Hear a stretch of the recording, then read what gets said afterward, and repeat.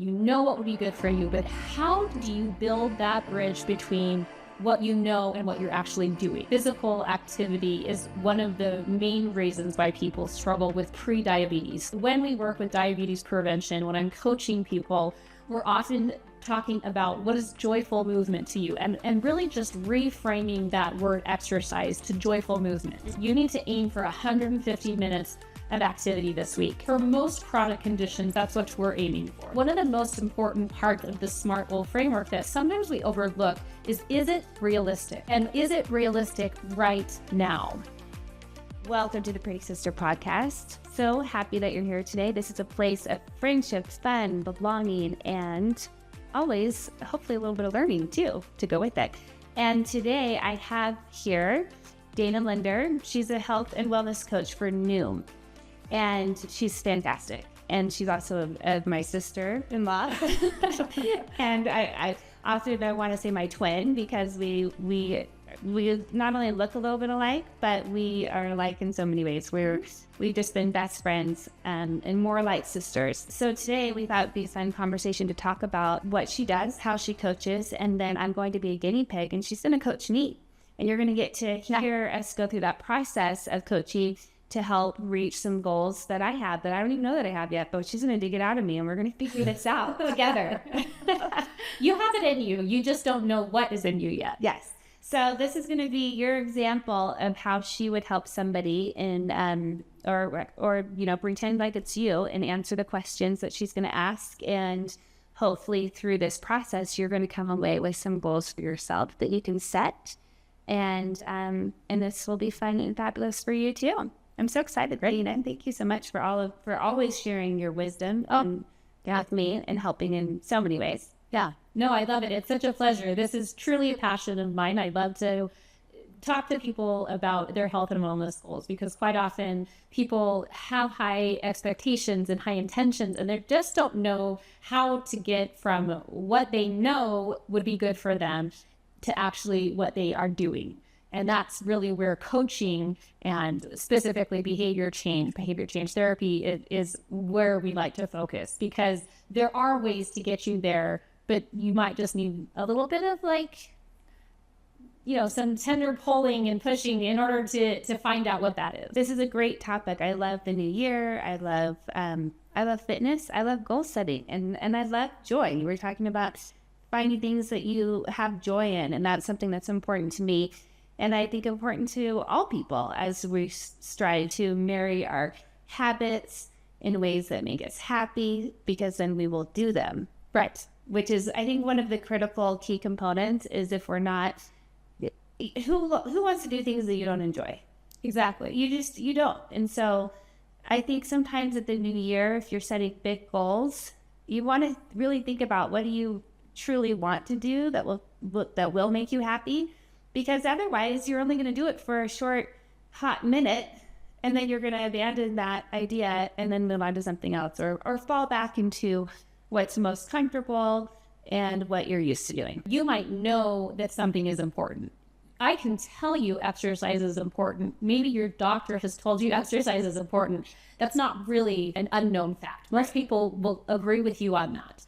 But there are so many different reasons why people don't do it. So just the knowledge, of course, that's important. But then moving it into, well, what does that look like in your life? What really would be joyful movement? We focus a lot on that because people get hung up on that word exercise or even fitness, because it seems very pigeonholed to people, and like it must look like joining a gym and hopping on a treadmill or lifting weights. And not everyone likes to do that or likes to do that yet. And so it's important when you talk about the knowledge of wanting to exercise, knowing that's good for you. Well, what does bring you joy?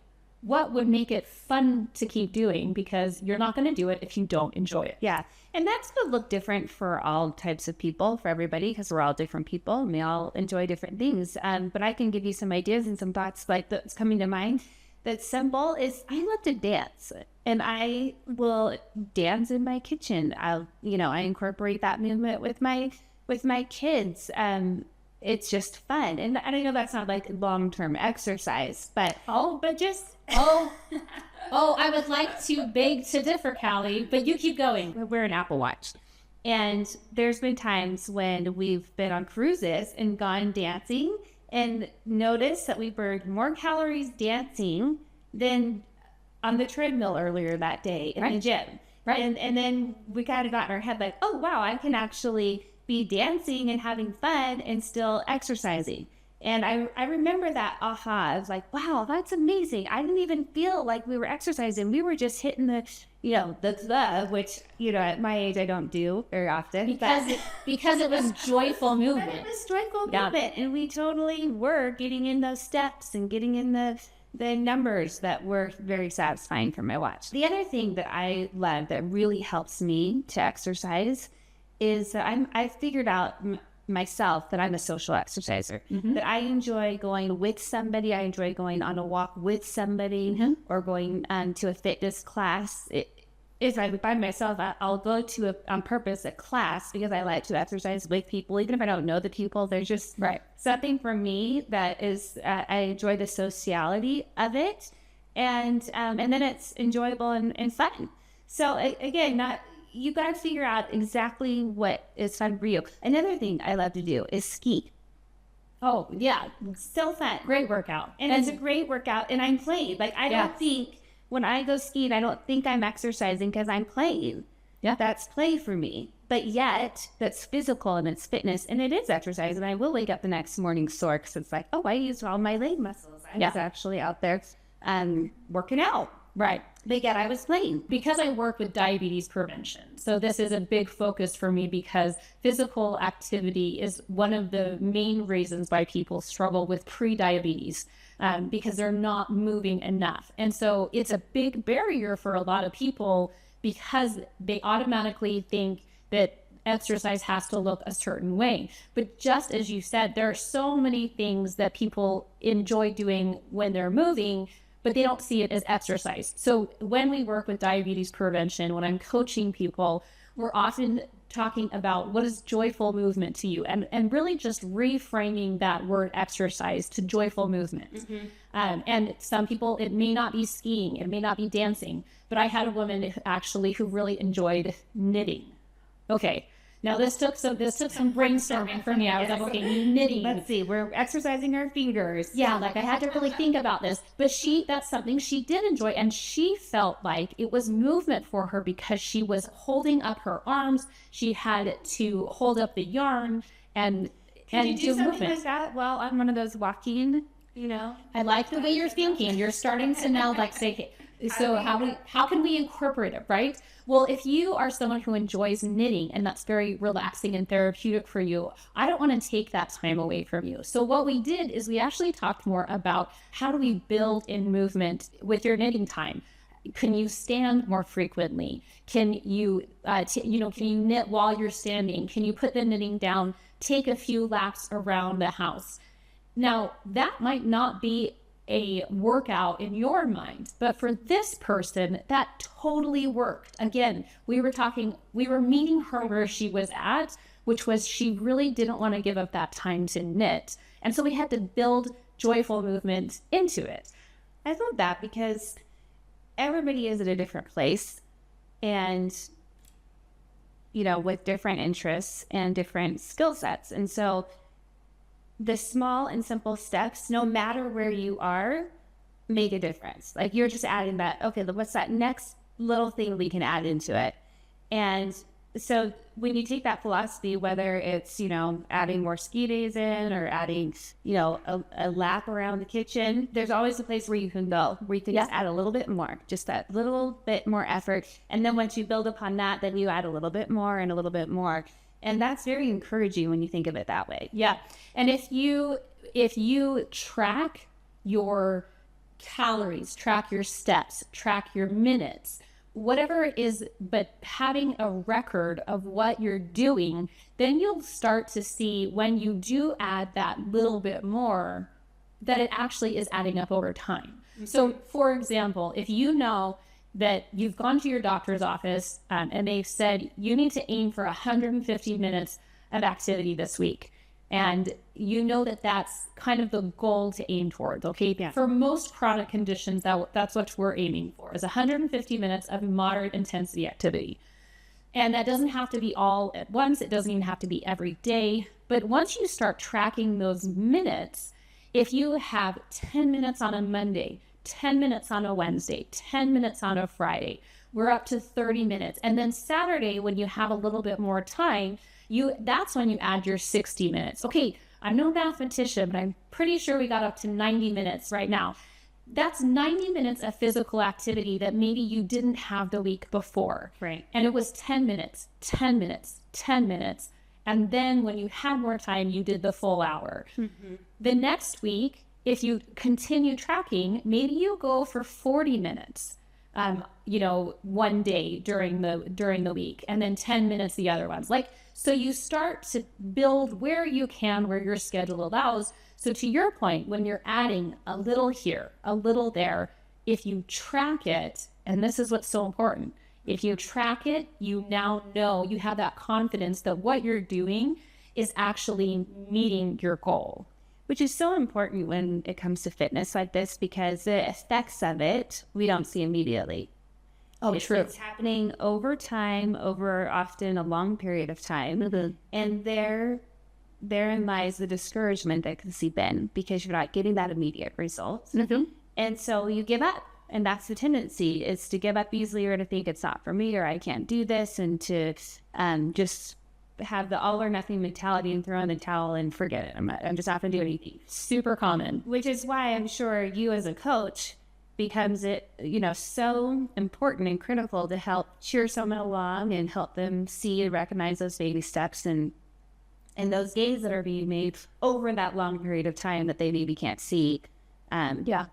On their own. Well, and with the tracking, some type of a tracking method. That's why tracking is just, I know it sounds so old school, and it sounds so tedious because you're going to hear about it over and over again. But that's partly why it's helping you hold yourself accountable so that you can recognize that progress. Because like you said, it's not necessarily going to show up in a lower heart rate all of a sudden, or lower blood pressure, or an inch or two off your waist all of a sudden. Though we wish, I know that's how we want it. And in society, that's the pace we're used to. Yes, we go through the drive-through, we get the food we want, we can actually pick up a phone. We don't have to leave our house. We can order, and it arrives. And Amazon sends us anything we need, and we love all of that. I love. And by the way, all of that I love. Let's not go backwards. I really do love all of that. But it's created in us this idea that we want things now, we can have things now. And when it comes to fitness and our health,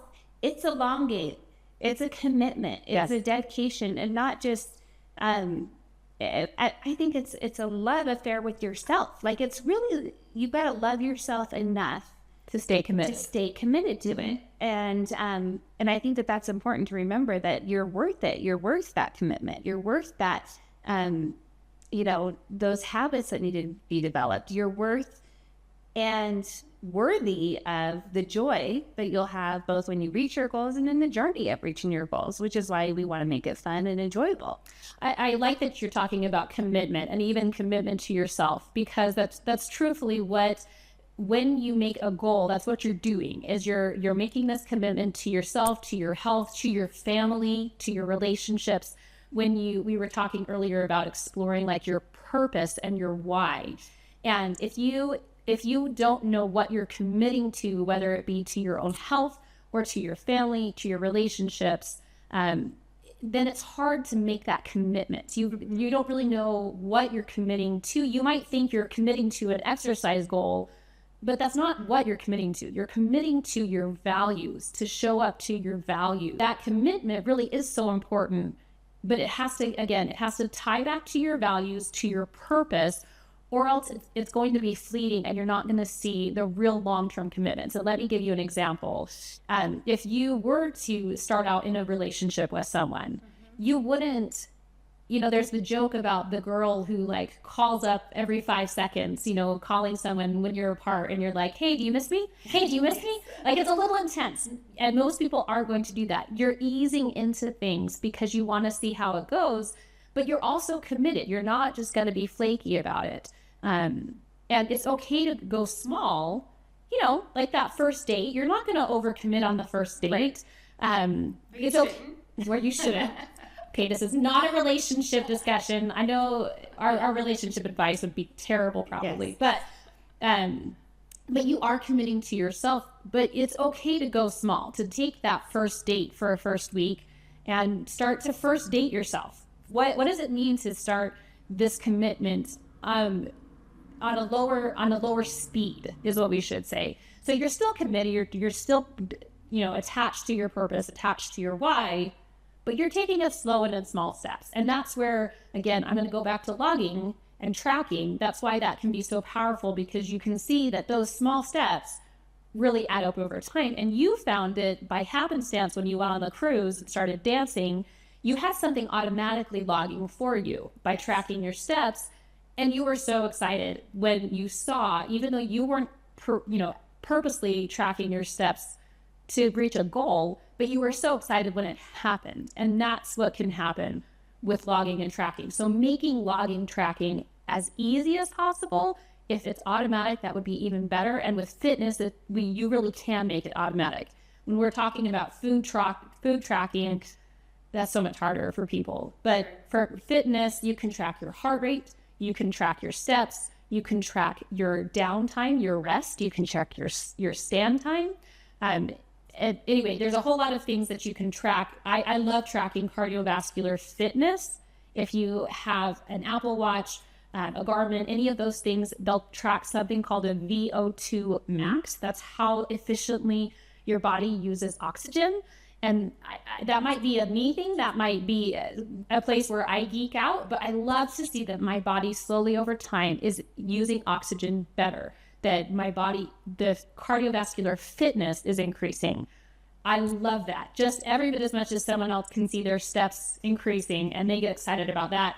I love seeing my VO2 max go up. It's amazing how technology can be so useful to us when we're using it in the right ways like this. I mean, what a blessing that it is. And all the cool things that we can track, and the dopamine rush that we can get from seeing the numbers increase. Yeah. And then that, again, motivates us to want to do it more because we can see that. And it is easy. There's really no excuse anymore to not do it, because we could just wear something on our watch and have it tracked for us. And even sleep. Sleep's a big one device or thing to track, that there are particular devices for it, that are fun to do. Yeah, when we talk about the 4 pillars of health, it's diet, exercise, sleep, and stress. And the technology for all of those has increased incredibly. And in fact, you also may only need one device to track all of those things. Because, and we don't have to go into, and we're talking more about fitness today, specifically, but if you have a smartwatch, the smartwatch can track your heart rate, which impacts not only fitness, but also stress. It also can impact your sleep quality. If your heart rate drops at night, is elevated at night, things like that. That's why it's important to track some of those other habits that may not seem as sexy sometimes, like tracking stress, tracking sleep. That's just, some people don't think that that's quite as fun as, again, like counting your steps.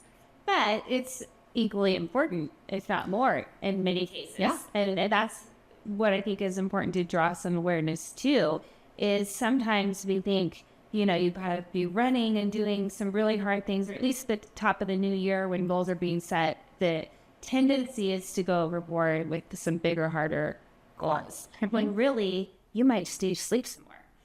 And I'm not saying we shouldn't exercise, because we need to, we've got to have balance and do all the things. But there are some, I guess it's just, sometimes it's easier to pick the low-hanging fruit and tackle that first, so that psychologically we can feel some gains and we can feel better, and then we can do the next thing. It's like going back to that small steps, what can you do differently? What can you add to your day? And it might just be that you need to sleep more, and how easy is that? Yeah. And impactful for your health too.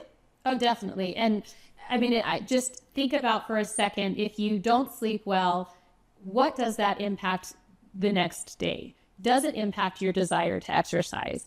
If you don't exercise, does that impact your desire to eat well? If you don't eat well, does that impact how you react to people around you? You know, and then does that impact how you then sleep the next night? Like really it is, they are all intertwined. We talk about them as pillars, like they're somehow separated and siloed from each other, but they really go hand in hand.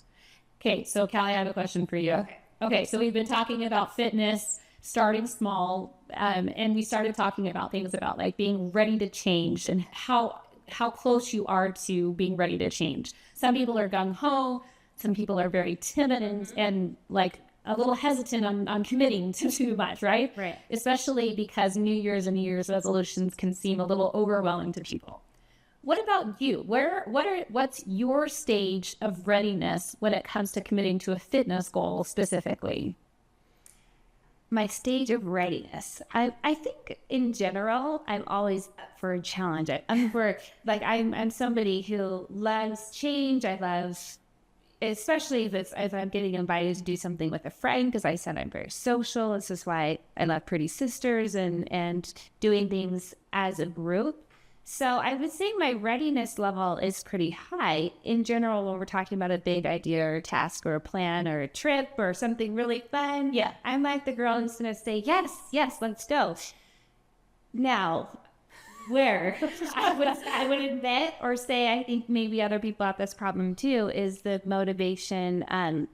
It's that ongoing motivation, that willpower that we have to seek every day. Maybe then needs some tweaking and or just some awareness of how to work with that. Right? Yeah. Because I might say yes to an idea, but then what does that translate into the actual doing it? Oh, okay. So this is the problem. This is the my specialty. This is what I love to focus on, especially when I talk to people, when I coach people, is that, again, you know what you want to do, you know what would be good for you, but how do you build that bridge between what you know and what you're actually doing? So if you don't mind being the guinea pig. No, let's do it. But because this is why I wanted to talk to you about all of this. Perfect. Is knowing that you are such an excellent coach. And I think other people, I think other people do have this problem of we have these ideas and fun plans, and I'll do this with, whether it's fitness or just business goals and ideas. I can come up with the ideas, but the doing it, I'll fall not flat on, but you lose the motivation. And maybe I'm chasing squirrels sometimes, or different ideas, but we need the bridge. So give me some bridges. So the first thing always is, and we talked about this at the beginning, but the first thing always is to understand, what are you ready for? Like, what would be realistic? And I want you to think about that SMART goal framework. That one of the most important parts of the SMART goal framework that sometimes we overlook is it realistic? Yeah. And is it realistic right now? If you have a big vacation coming up, a big project at work, maybe it's the busy time of year, you need to be thinking about that and planning your intentions with that in mind. Because even though you might be excited and ready for it, your life may not be ready right now. And when you hit those roadblocks, that's actually what kills the motivation, because you're so excited about it, but there's all these roadblocks and they seem hard to overcome. And you want to get to what you know would be so good and it sounds so fun, but your life isn't ready for it. So I want you to think, we're going to just go 1 month out. Okay. I want you to picture out the end of January. Where do you want to be at the end of January when it comes to your fitness goals or intentions? Right. I would say,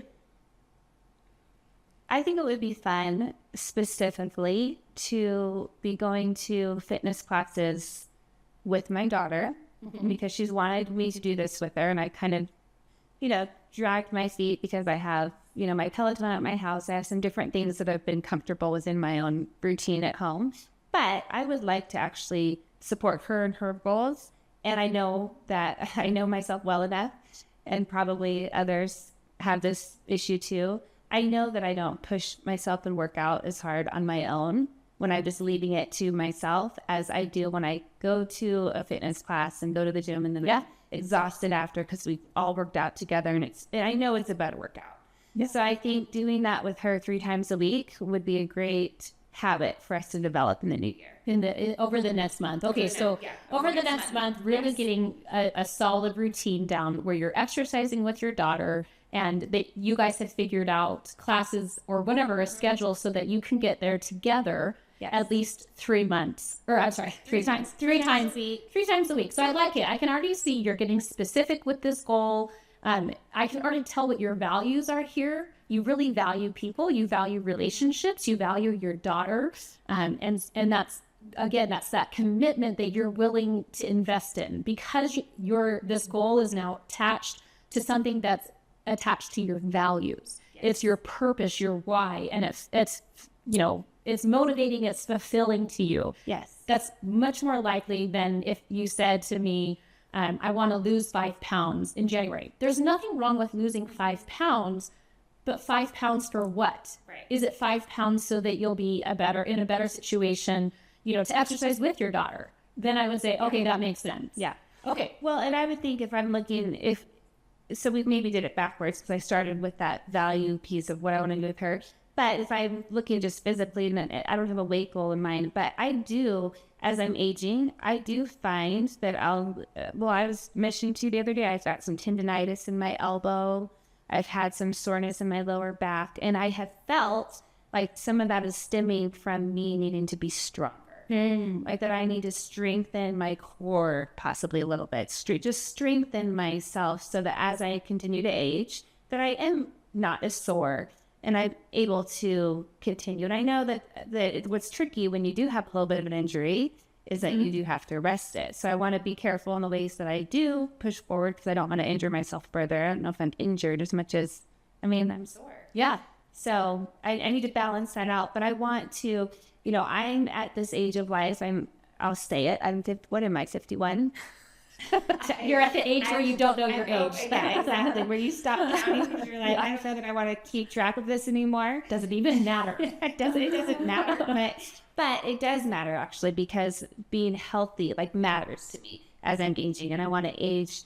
I want to still be able to ski, and I want to do all the things I want to do, and I'm starting to really understand and appreciate that to do all those fun things that I want to do, I have to feel well. Yeah. I have to wake up and not be sore and not be hurting so that I can go out and do them and not be injured.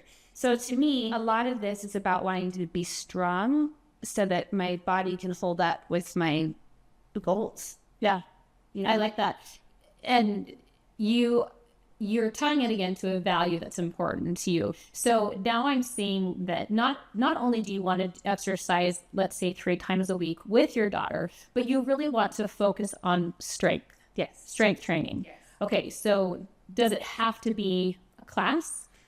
No, I would be open to, a strength training routine. I think, again, the reason why I will gravitate towards classes is I feel like I need someone to push me. What about a trainer? Have you thought about a trainer? So a trainer, when I have worked out with trainers, they do push me, Yeah. So I'm just a little worried about working out on my own.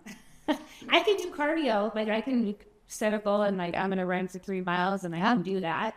But when it comes to some of the strength training, which is a place I want to focus on, I'll, maybe not carry through on all the reps. Yeah, it sounds like that. You're not a specific plan for it. Yeah, you're not as comfortable in that. That's not as familiar as an area of working out for you. You're much more comfortable in the cardio. Hitting the cardio equipment, that would be fine. Yeah. But because you want to improve your strength specifically and do it with your daughter, you're going to need a little bit more push, because is your daughter very well versed in strength training? No, and that's why she really would like for me to work out with her, is because she doesn't feel as comfortable in her own working out. And so she's looking at me as the mother to go help her. And I'm thinking, well, I'm not. I need to go to a class. But no, we can figure this out. But I like these tips. Okay, so as we've been talking, we've talked about end of January, you can now see where you want to be. You're stronger, maybe you have less pain in your back, in your elbow. You're more confident with strength training specifically. Maybe you know the equipment to use.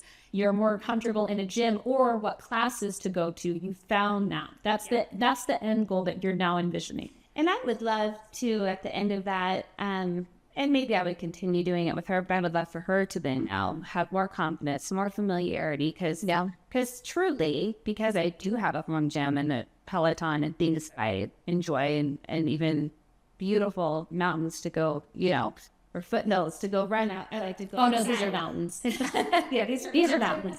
But I'd love to be outdoors, so I'm fine to continue in my way once she's more on her feet with going to the gym. Okay. Okay, I'm seeing this. What's going to help you get there? Do you need to talk through that? Or as we've been talking, are things starting to come together of what are your next steps? Well, one next step that I know I need to do is to get the gym membership with her. She's got one and I don't, but I'm excited that January, I'm sure they'll have some great deals and I'll join. And okay, so money is important to you. You want to make sure you get a good deal for this. Yes. That's important to you. You otherwise you go out today and just go get it. But it sounds like you have an idea of wanting to. Or I mean, maybe they even have those deals have already started. But regardless, I need to sign up. Okay. Because I don't have the membership. You need the membership. I need to sign up and get the membership. She already has it, but I need to have one too. Okay. What other obstacles besides maybe the cost of it or the convenience of it? What other obstacles would keep you from going and getting that membership? I mean, let's see. Cute outfits, check. I have some. It's really important to me. You laugh, but like my workout outfits, they really are important and motivating to me, especially if I were to go to the gym. If I'm working out in my basement, it's totally different. Yes. But yes, we need to. I feel that. No, I mean, it just helps. It helps to, you've got the things to put on. I'm not going to lie. Equipment. They have mirrors everywhere in a gym. Yes. Like if I'm going to be looking at myself and I'm looking at myself getting stronger, I want to feel good. Yes. And that is, so I totally understand that one. For those who don't have that, go splurge, get a little something, get the right shoes, get the right things to wear, because you don't want to wake up and then have that be the reason that you don't go. And let's be honest, we're girls, and that sometimes is the reason you don't go. Yes, because I know it is for my daughter specifically. Yeah. And I'm a little past this in my age that we've already discussed, but she's not. She's a teenager, and so she's very conscious that there's mirrors everywhere and there's boys actually in the gym, and she wants to, probably look good. You want to look good, you want to feel good, because everything else is so uncomfortable, right? We've already talked about like going into this gym. It's kind of new for you. These classes might be new. The workouts, how you're looking at when you're doing the exercises might be new. So if you can take away some of that uncomfortableness, that you feel comfortable in your clothes. And I'm not talking about, hey, the gym clothes that you wore 5 years ago that you still feel comfortable in, but you don't want to get something new because you want to fit back into them. Like, I understand all of that, but try just taking away some of the obstacles. Okay, so you need to get the gym membership. That's pretty easy because your daughter already has a gym membership, so you just need to add yourself onto it. Yes. And then what's the next step? We already know that you want to focus on strength. Yes. So I think looking at the schedule and actually planning it into our week based on she and I collaborating, because she's in school and I'm much more flexible, but we do need to find the time. And I think that I know from experience that if we just say, 3 times a week and throw it out there, it's not going to necessarily happen. Yeah. Although that is a baby goal that we're starting with. But if we could actually look at our schedule and pick, okay, we're going to go on Monday, Wednesday, Friday, or we're going to go in the morning before school, or we're going to go right after school, we need to find that and marry that with either the classes that they have available, and maybe we do 1 or 2 classes a week, and then we do the free weights and our own thing. And I know too, so picking the exact, like getting very specific. Sounds like you really want to schedule it. These are appointments that you want to schedule on both of your calendars, so you guys know when it's going to happen. Yes. Even though ideally you would love to be flexible and be like, hey, let's shoot for 3 days a week when it works. That's not going to be as productive and as consistent in helping both of you establish this goal that by the end of January, you're both confident. Maybe in February you could do that.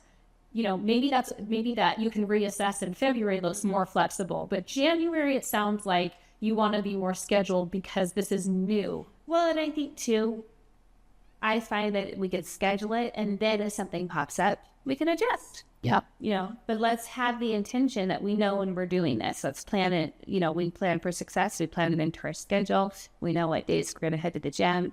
We adjust as we need to if something comes up with a test or. And that could be an important conversation to have with your daughter as well. Like, what are the things that would keep us from this? I got scheduled at work, or I have a big test coming up. But maybe saying right out that, hey, if you don't feel like it, that's not a reason to not go. If you didn't get enough sleep, that's also not a reason to go. Yeah, because that means that you need to plan ahead and go to bed on time so that you are rested so that we can go. Or maybe you go, if you're feeling very tired, maybe you go, but you drop the weight and you do only body weight that day. Like, you adjust the resistance, the challenge, but you keep the schedule. You keep that appointment, that commitment that you've made to yourself. And you have that conversation both with yourself and with your daughter ahead of time. So you're planning, because those things will come up. You will get tired.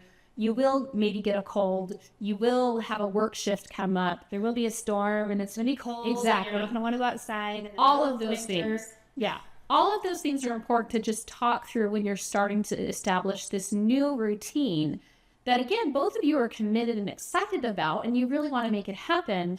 But the plan is what's going to actually help you get there. Mm-hmm. Okay. So anything else you want to consider? Oh, we're getting some good feedback. Anything else you want to consider in making this intention with your daughter? Well, I think something that's also been helpful to me as I'm thinking through this is to always do some of the tricks of setting out the shoes the night before. Again, we talked about the outfit, but literally knowing what you're going to put on, and then having almost to that point where you're going to trip on your shoes when you get out of bed so that it's just right there and it's obvious. Yeah. And when that's helpful to me so that I just know, I remove all the barriers to success, or the barriers for failing.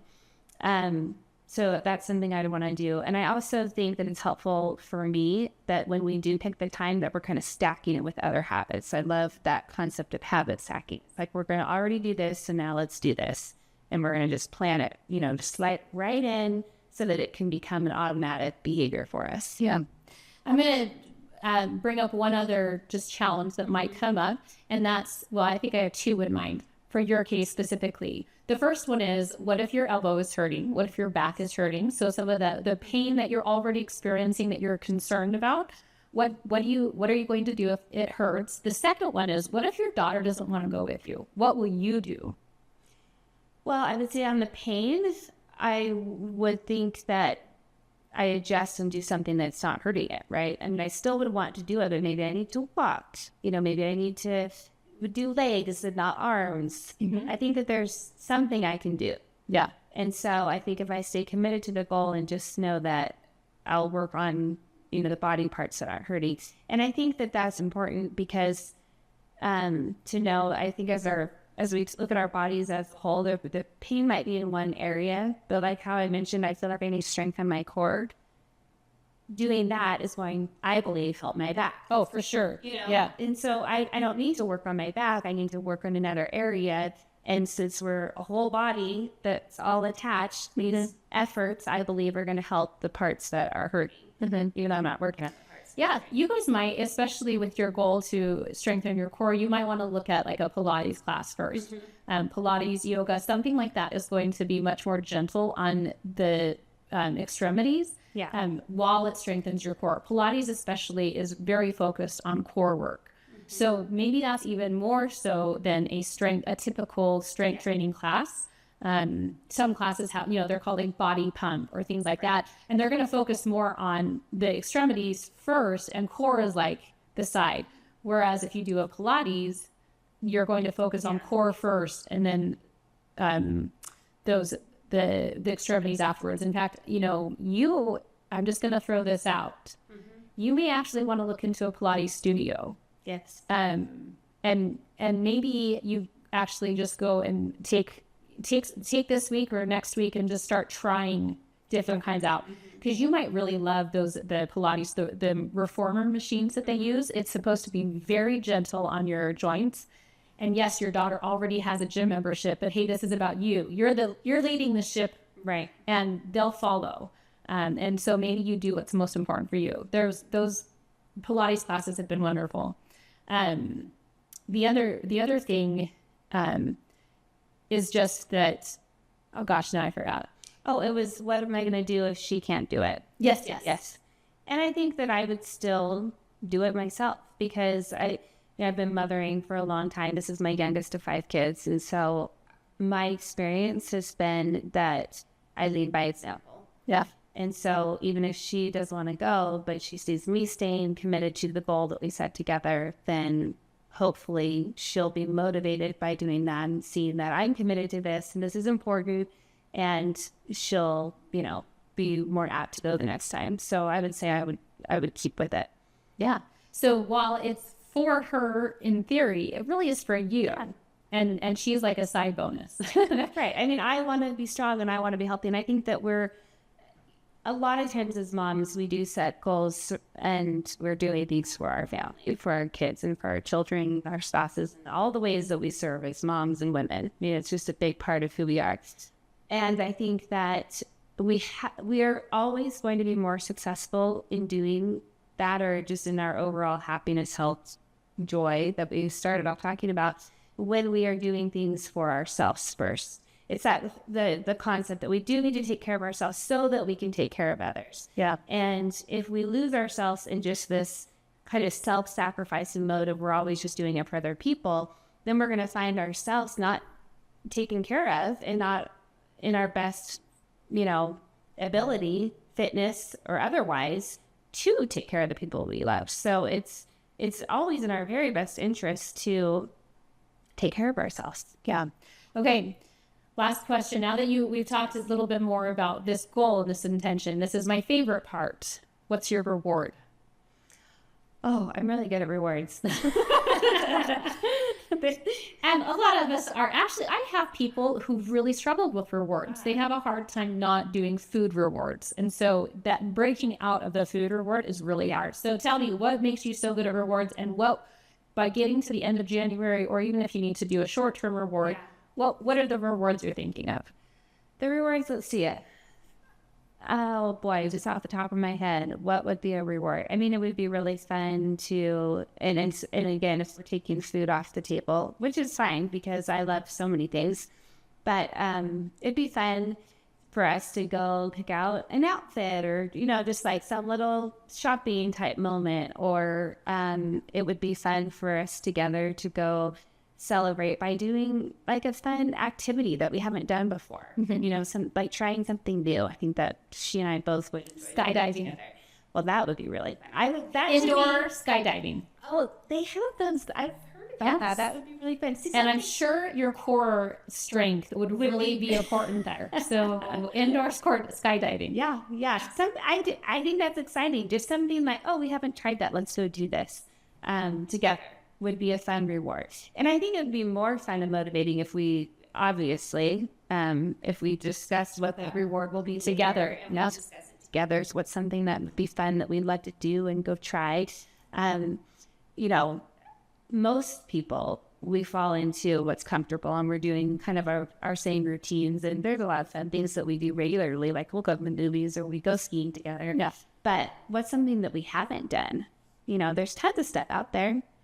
There's endless ideas online, and so it would be fun to find something creative and unique to do together. Yeah, I like that. So some sort of a challenge or some sort of an activity that would be new and interesting to you guys, and then motivating it to keep going this whole month. So if you get to the end of January, you are exercising 3 days a week and strengthening your core specifically, then you get this reward.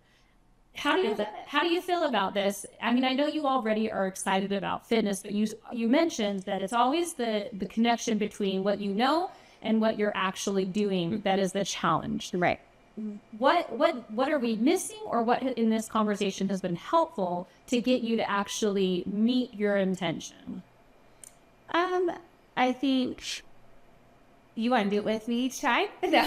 I would love to. You know, it's interesting you say that because this is something that I don't struggle with. Yeah. I don't need the social. I don't need the reward. It's just something that I do well on my own. And in some ways, yeah, that's who you need to find. That's if you're social, you need to link up with someone like me that just does it automatically. But that's one of the reasons I don't exercise with people is because and this has nothing to do with you, but it's easier for me just to do it on my own terms. Right. And my own schedule, my own pace. But I know exactly what you mean, which is why I said I haven't been working out with this child because I can work out at my house and I can do it at my own pace. And I've gotten, I think as I got older and less needed by my kids, I've gotten a lot more, into my own groove and my own programming. Yeah. So it will be a little bit of a stretch to have to coordinate with her because if I were on my own, I would be able to do it a lot easier. But you already mentioned that you can lead by example here. And if she's not available, you're going to stick with the plan. You're going to keep on doing it. Well, I can't work out with you. I can help with the accountability part. Yeah. If you want, I can check up on you guys. I can ask how your classes are going. You also could reach out to your pretty sister, peers. Yes. And say, hey, can you help me with this? And I think having that peer support, other people asking about it, you should always tell people about your goals so that they can help with accountability. Yes. Those are ways in which you just have more support, and that's like your safety net. Mm-hmm. That means that really people aren't going to let you fail because now you've told people about it, and you know me that I will ask you about it, and I will follow up, and I'll be so excited for you guys, and I will for sure come out for an activity in the January. That sounds really fun. Sounds really fun. That's something really good. I don't know that I want to do indoor skydiving, but I would come and watch you. It would be fun, huh? I am not a height person. Let's go skiing. There's one that's a virtual. That's what I might do. Yeah, and I've heard someone's told me about it, that you can do this virtual indoor skydiving that feels like it. Okay, that would be fun. Wouldn't that be fun? That's like such an easy way to dip your toes into this activity that is intimidating. Yeah.